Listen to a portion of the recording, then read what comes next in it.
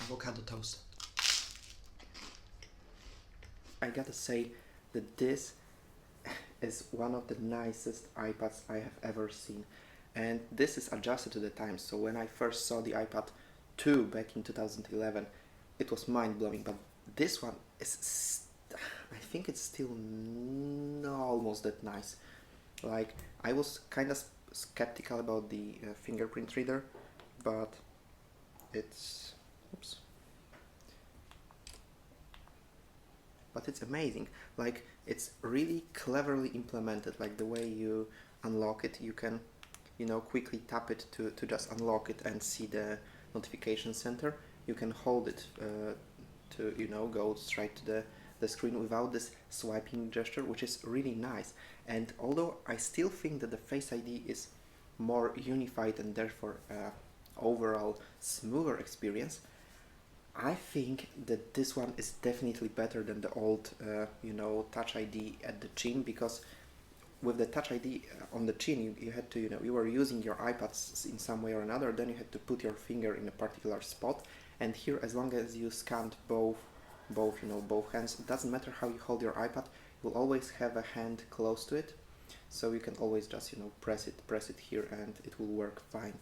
And as I mentioned, Apple did clever with removing the need for swiping down, so you don't need to unlock here and then do somewhere else, so you're not pressing here and then moving your hand here, because it will be just immersion breaking experience. So Apple really put thought to this concept, and that's why it's so nice. But I'm talking so much about the Touch ID not only because it's new in the in the power button, but because it's basically the biggest differentiating factor from iPad Pro, alongside the 120 Hz refresh rate, which I gotta admit I'm not a huge fan of. Like, I admit it's nice, especially for drawing, but it's not something I'm really excited about. It's just fine.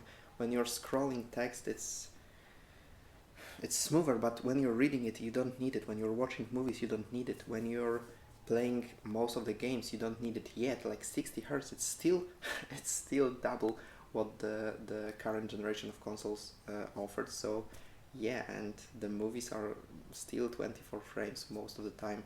So yeah, if you're working in Photoshop, you don't need high refresh rate 90% of the time, and the 10% you may kind of use it. It's nice, but not $200 more nice.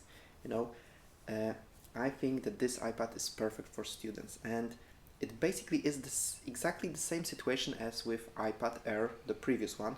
So we got a last year hardware with a new name and lower price, and it's identical here. But the reason why this one looks so good is because the iPad Pro 2, like the 11-inch iPad Pro 2, didn't advance that much. So the difference between this one and Pro is really tiny in design, and the advancements like another camera and LiDAR, they are not really deal breakers in my opinion, and that's why this one looks and feels and works so great.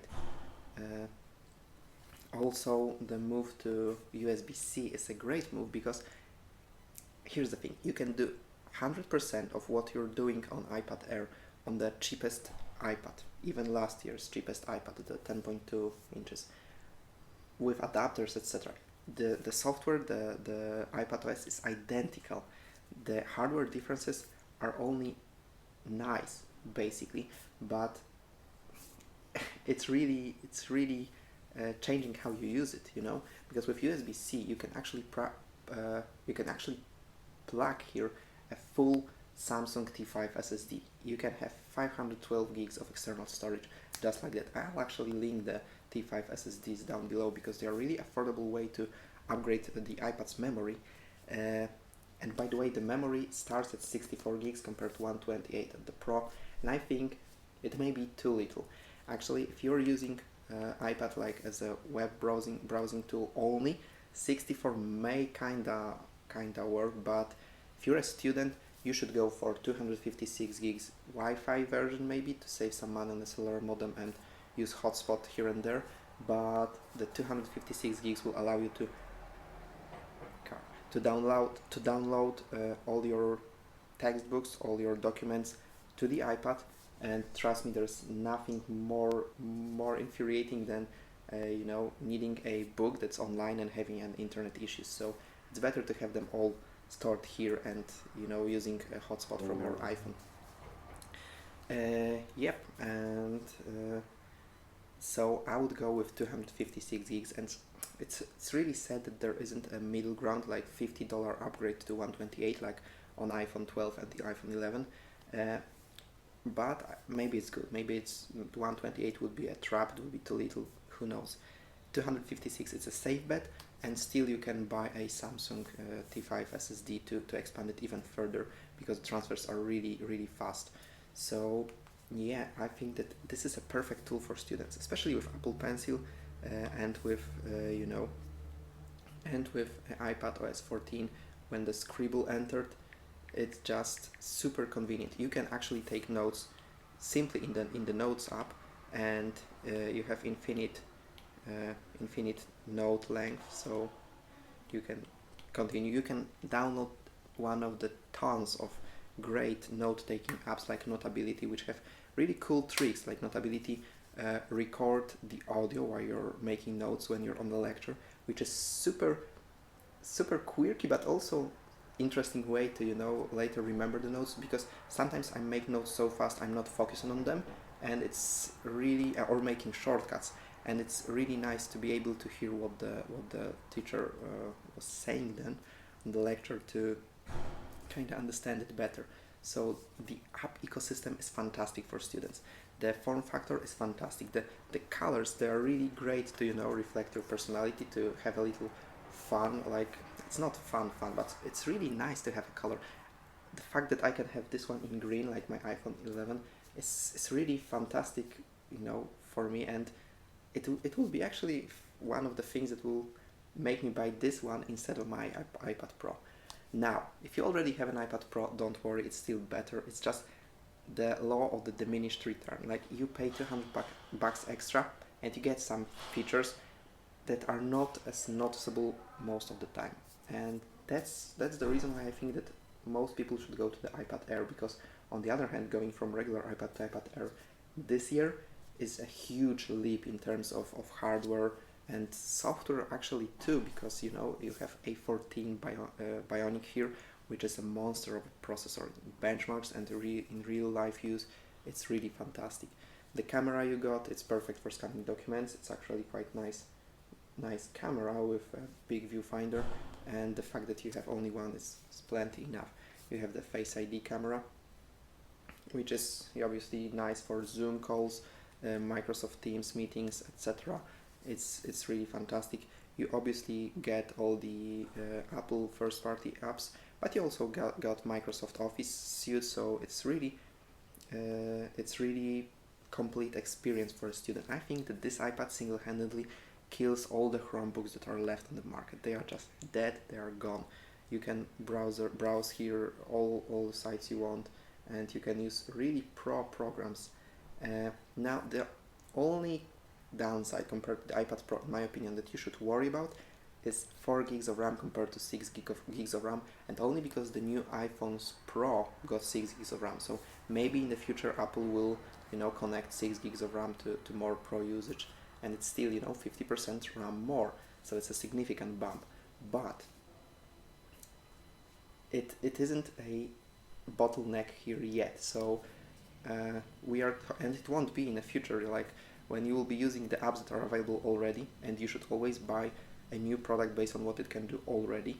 So you will be able to continue to use the apps just perfectly fine. So that's a good news. And the previous iPad Pro had only 4 gigs of RAM, so it's basically last year's iPad Pro in a new form factor with new fun colors, with a Touch ID instead of Face ID, and cheaper. So I think it's a perfect deal.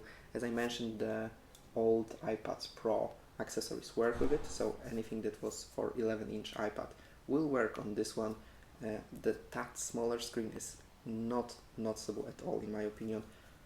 I find it bright enough, and the colors are just great. It's a fantastic device. That's what I want to say. You know, the fact they move the speakers to the top and bottom instead of two at the bottom, it's really great for watching videos. And for that price, I think that you should really consider. So I obviously linked the iPad down below. I linked the SSD, Apple Pencil. I'm not a huge fan of Apple Magic Keyboard, and if you're buying the iPad Air, the Magic Keyboard will be actually half of its price. So that's a steep amount. But any Bluetooth keyboard and any Bluetooth mouse will work with this iPad. So you may just buy a Bluetooth keyboard and a mouse and leave it at home when you're writing your assignments. And in classes, you will just use your Apple Pencil, and that's my go-to setup, and I'm really happy with it. Yeah, so this iPad makes me jealous, makes me envy, whatever. If I had an option to buy iPad Pro or this one, I would probably buy this one. Honestly, I bought the iPad Pro, and I'm actually now I'm happy with extra RAM, but I'm saying it because, you know, I already bought it. The 120 Hz, it may be a deal breaker for someone else. For me, not so much. Although I plan on drawing a little more, so maybe I will find it more, you know, useful. In the meantime, for note taking, 60 Hz is perfectly fine. Apple Pencil 2nd generation is totally awesome. The iPad experience is now fantastic. If you want a tablet, buy an iPad. If you want a Chromebook, buy an iPad, and buy iPad Air because it's sweet. It's the newest iPad from Apple, so if you have an option to buy the newest product, go for it. And in this case, the newest product is also, yeah, the best, despite not being the Pro, in my opinion, for the money. Yeah, this is already taking too long, so see you guys at the review, hopefully. So subscribe, and I will do a review, like general review and students perspective review. So I will talk even more about it and show you a real life. In the meantime, stay healthy, stay safe, and see you around.